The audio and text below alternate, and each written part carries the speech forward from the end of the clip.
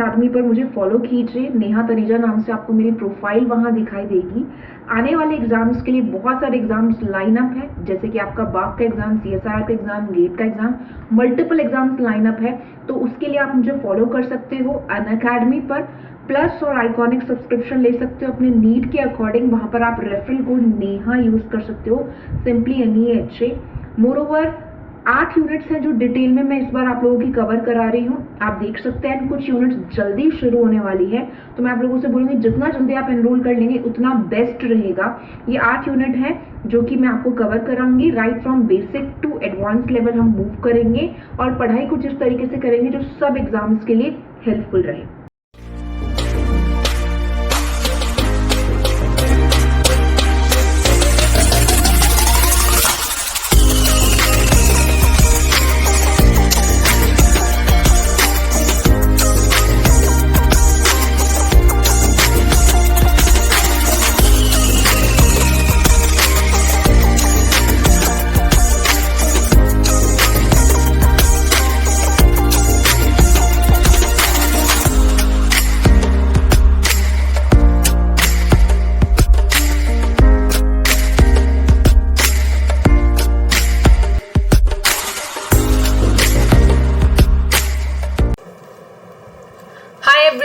Welcome to गुरमंत्र शिक्षा का ग्रंथ.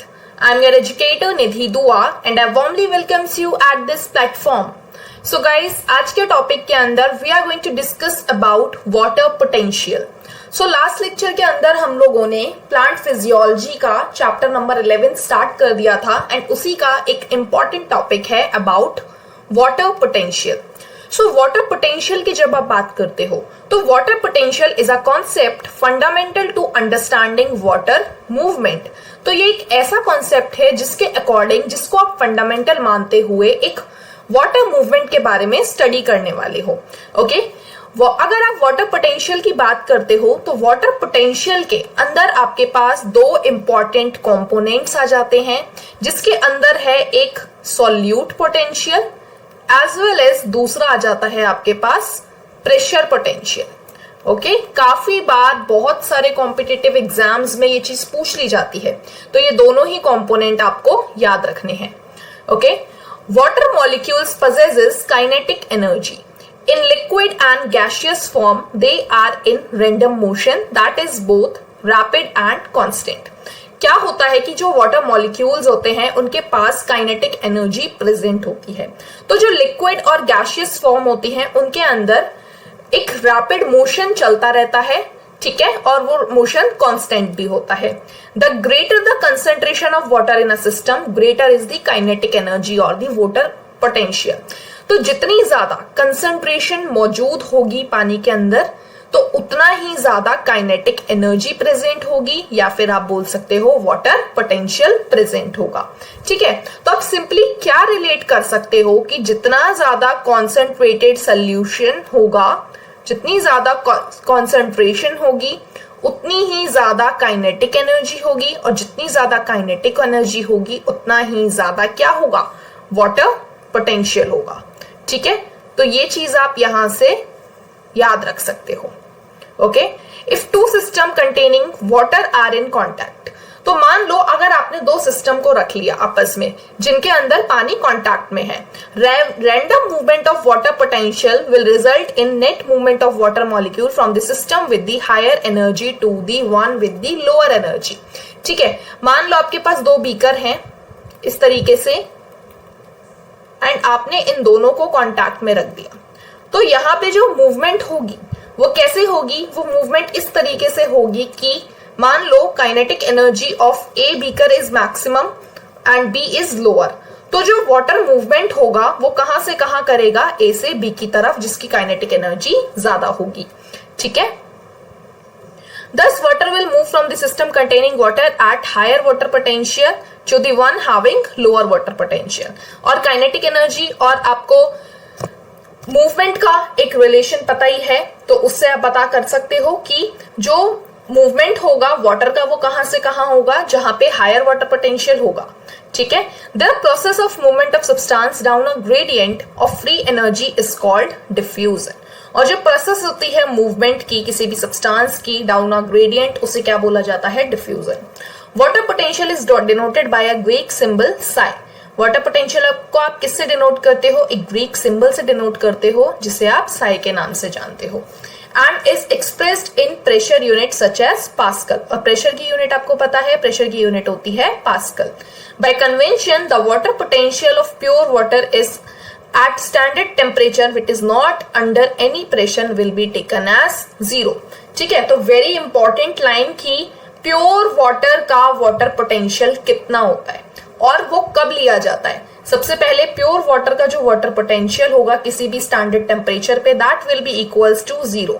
ठीक है, और कब होगा? जब कोई भी प्रेशर वहां पे मौजूद ना हो। ठीक है, now if some solute is dissolved in pure water, the solution has fewer free water molecules। अगर कुछ अमाउंट में आप सॉल्यूट डिसॉल्व कर देते हो प्योर वाटर के अंदर, तो जो सोल्यूशन होगा, solution will have fewer free water molecules. तो जो सोल्यूशन होगा उसके पास कुछ कम मात्रा में आपके वाटर मॉलिक्यूल्स प्रेजेंट होंगे, and the concentration free energy of the water decreases. और जो कंसंट्रेशन होगी वो कैसे करने लग जाएगी? वो डिक्रीज करने लग जाएगी। और अगर कंसंट्रेशन डिक्रीज कर गई तो आपको पता है क्या होगा? काइनेटिक एनर्जी डिक्रीज कर जाएगी, और काइनेटिक एनर्जी अगर डिक्रीज कर गई तो आपका जो वाटर पोटेंशियल होगा वो भी डिक्रीज कर जाएगा। Hence all solution have a lower water potential than pure water. Very important line, तो जितने भी सॉल्यूशंस आपके पास प्रेजेंट है उन सभी का वाटर पोटेंशियल प्योर वाटर से हमेशा कम होगा। The magnitude of this lowering due to dissolution of a solute is called solute potential। और जो आपने solute मिक्स किया है किसी भी सॉल्वेंट के अंदर, उसे आप क्या बोल रहे हो? Solute potential. या फिर आप कह सकते हो जो मैग्नीट्यूड में लोअरिंग हुई है, कमी हुई है, उसे क्या बोल सकते हो आप? सॉल्यूट पोटेंशियल, जिसे आप साई एस की मदद से डिनोट करते हो। तो इसका मतलब ये जो साई एस है, सॉल्यूट पोटेंशियल है, ये क्या कर रहा है? ये आपकी किसी भी चीज में लोअरिंग कर रहा है। तो लोअरिंग कर रहा है, hence it is always negative. The more the solute molecules the lower more negative is the psi S. ठीक है, for a solution at atmospheric pressure water potential is equals to solute potential psi S. This is also very important. If a pressure greater than atmospheric pressure is applied to pure water or a solution, अगर आपका कोई भी pressure आप apply करते हो greater than the atmospheric pressure, तो क्या होगा? किसी भी सोल्यूशन पे the water potential will increases. क्या होगा? वाटर पोटेंशियल आपका इंक्रीज कर जाएगा। It is equivalent to pumping water from one place to another। Okay, pressure can build up in a plant system when water enters in a plant cell due to diffusion causing a pressure build up against the cell wall। It makes the cell turgid। ठीक है, this increases the pressure potential। Now pressure potential की अगर बात की जाए तो pressure potential कैसा होता है? Pressure potential is usually positive. ठीक है, कैसा होता है? पॉजिटिव होता है। Though in plants negative potential or tension in water column in xylem plays a major role in water transport up a stem। Pressure potential is denoted as psi p।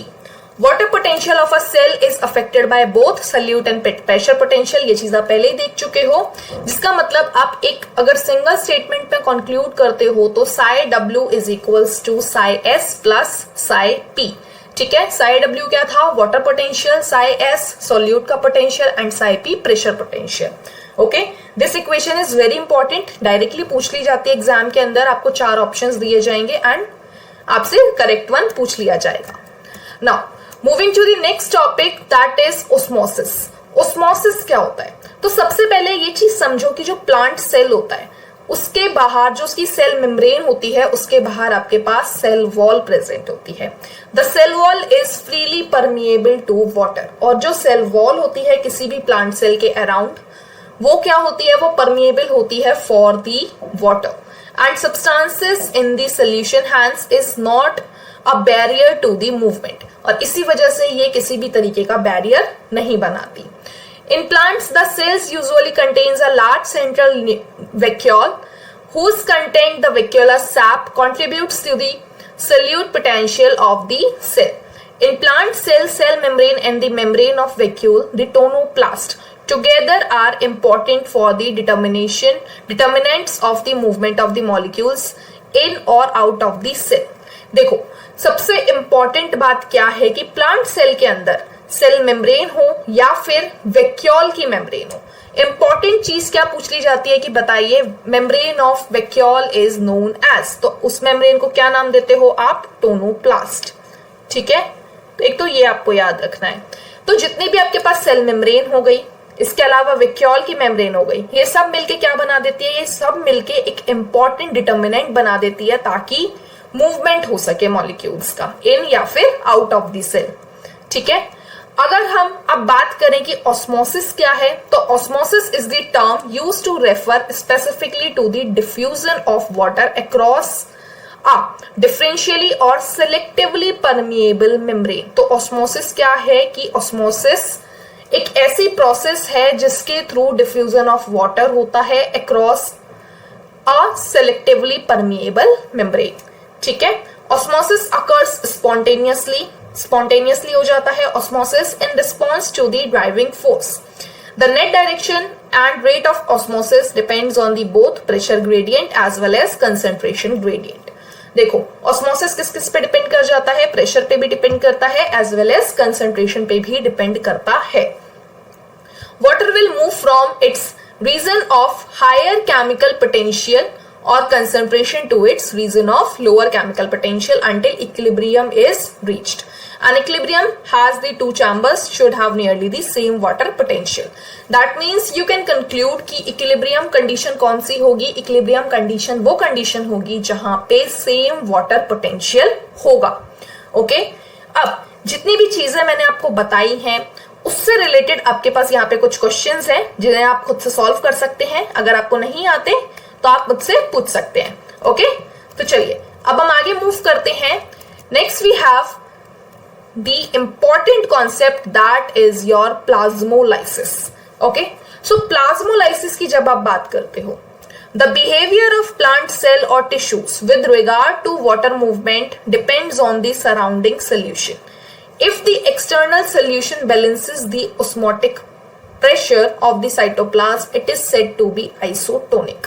तो देखो आपके पास सबसे पहले समझने की जरूरत है कि आपके पास तीन तरीके के सॉल्यूशंस प्रेजेंट होते हैं। ठीक है, नंबर 1 है आपके पास आइसोटोनिक, नंबर 2 है आपके पास हाइपोटोनिक एंड नंबर 3 है आपके पास हाइपरटोनिक। ओके, अब देखो क्या होता है कि अगर एक्सटर्नल सॉल्यूशन ज्यादा डाइल्यूट है देन साइटोप्लाज्म, तो उसे आप क्या बोल देते हो? हाइपोटोनिक। हाइपोटोनिक के अंदर क्या होगा? एक्सटर्नल सोल्यूशन जो होगा that will be more diluted. Okay, तो ऐसे सोल्यूशन को आप क्या बोल देते हो? हाइपोटोनिक। फिर हाइपरटोनिक की अगर हम बात करते हैं तो जो एक्सटर्नल सोल्यूशन होगा वो कैसा होगा? ज्यादा कंसंट्रेटेड होगा, मींस यहाँ पे सोल्यूट की मात्रा ज्यादा होगी देन दी साइटोप्लाज्मिक कंटेंट। ओके, तो इसे आप क्या बोल देते हो? Hypertonic solution. वहीं अगर आप आइसोटोनिक सोल्यूशन की बात करते हो तो यहाँ पे सिमिलर कंडीशन देखने को मिलेगी, या फिर आप क्या बोल सकते हो कि जो एक्सटर्नल सोल्यूशन होगा वो बैलेंस कर जाएगा osmotic pressure of the cytoplasm. ठीक है, मतलब कि आइसोटोनिक के अंदर आपके पास एक तरीके से आप कह सकते हो कि इक्विलिब्रियम स्टेट पाई जाएगी। Okay, cell swells in the hypotonic solution and shrinks in the hypertonic solution. This is very important कि सेल जो होगा वो स्वेल कर जाता है, वो फूल जाता है एक हाइपोटोनिक सोल्यूशन के अंदर, जबकि श्रिंक कर जाता है कैसे सोल्यूशन के अंदर? हाइपरटोनिक के अंदर।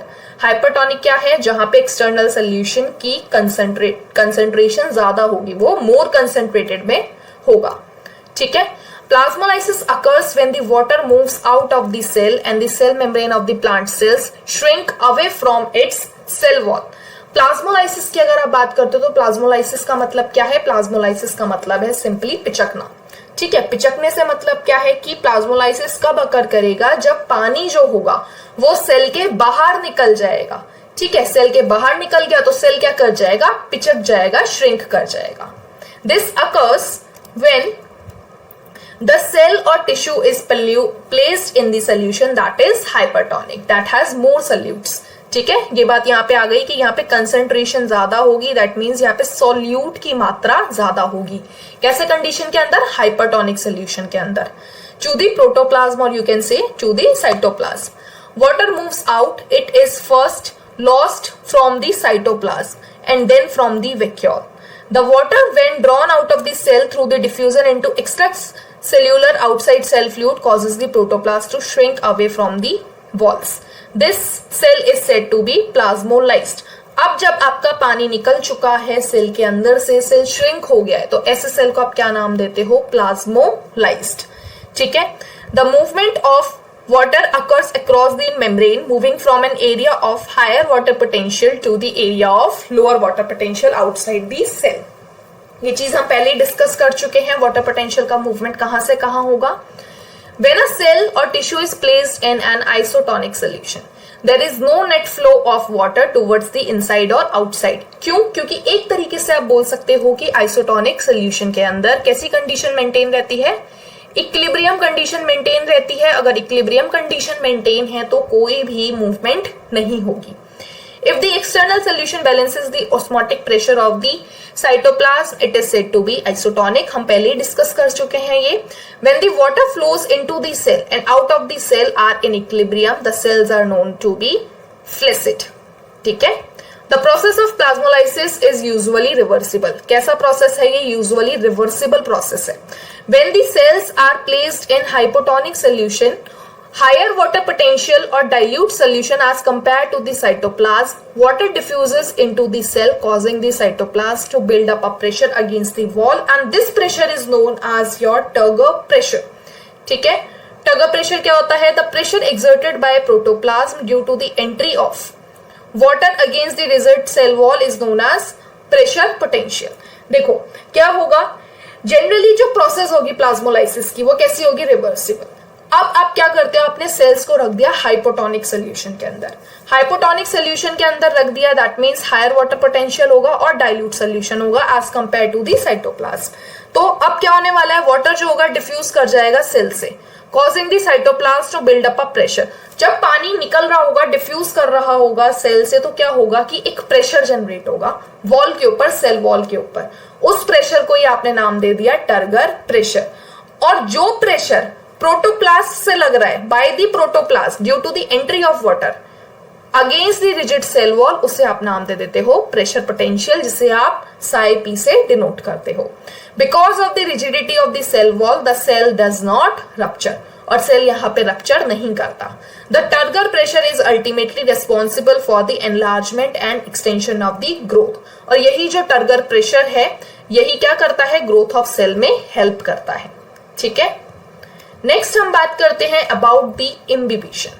Imbibition क्या होता है? Imbibition is a special type of diffusion when water is absorbed by solid colloid causing them to increase in volume. ठीक है। The classical example of imbibition are the absorption of water by seeds and dry wood. Imbibition के best example कौन से हैं? Absorption of water by the seeds in the dry would. सबसे पहले तो आपको यही पता होना चाहिए कि इम्बिबिशन प्रोसेस किसके अंदर हो रही है, क्या है। सिंपली ये क्या है? एब्जॉर्प्शन ऑफ वाटर है। कहाँ पे पाई जाती है? मैक्सिमम देखने को पाई जाती है in case of solids as well as in case of colloidal solids. ठीक है, कोलॉइड्स में देखने को मिलती है। फिर एग्जाम्पल क्या है? बेस्ट एग्जाम्पल पानी का absorption by the seeds and dry would. The pressure that is produced by the swelling of wood had been used by prehistoric men to split rocks and boulders. देखो ये जो swell करने की tendency है would की, ये क्या करते थे? प्रीहिस्टोरिक मेंस जो होते थे, जो पुराने टाइम के जो लोग थे आज से बहुत साल पहले, वो इसी फंडे के बेसिस पे क्या करते थे? रॉक्स की स्प्लिटिंग करवा देते थे। ठीक है। If it were not the pressure due to imbibition, seedling would not have been able to emerge out of the soil into the open. They probably would not have been able to establish. अगर ये nature के अंदर imbibition की process नहीं होती तो हो सकता है कि सेल भी कभी आपका ग्रोथ ना कर पाता। सेल सॉरी आप बोल सकते हो सीड आपका कभी ग्रोथ नहीं कर पाता। ठीक है। Imbibition is also diffusion since water movement is along a concentration gradient, और you can say कि imbibition जो है that can be also known as your diffusion process, और you can say कि ये diffusion process की तरह ही काम करता है क्योंकि यहाँ पे भी water movement देखी जाती है across a, or you can say along a concentration gradient. The seeds and other such materials have almost no water, hence they absorb water easily. और आपको पता है ये जो seeds होते हैं जितने भी, ये इनके अंदर पानी नहीं पाया जाता, इसलिए ये आसानी से पानी को absorb कर लेते हैं. Water potential gradient between the absorbent and liquid imbibed in the essential for imbibition. In addition, for any substance to imbibe any liquid, affinity between absorbent and the liquid is also a prerequisite. मतलब क्या है कि अगर किसी भी चीज को absorb करना है तो वहां पे एफिनिटी भी होनी चाहिए. किस किस के बीच में? जो चीज एब्जॉर्ब हो रही है और जो उसे एब्जॉर्ब कर रहा है उनके बीच में. ठीक है. So this was all about today's topic guys. I hope topic आपको क्लियर हो गया होगा. जो क्वेश्चंस अभी आपने देखे थे जो मैंने सॉल्व नहीं कराए हैं वो आपको एक बार खुद से सॉल्व करने हैं. नेक्स्ट लेक्चर के अंदर हम लोग उन क्वेश्चंस को डिटेल में डिस्कस करेंगे. So till next video, stay tuned, stay happy, stay safe. Okay, and पढ़ाई करते रहिए. डेली बेसिस पे अपनी नोट्स प्रिपेयर करते चलिए. So all the very best guys. Thank you very much.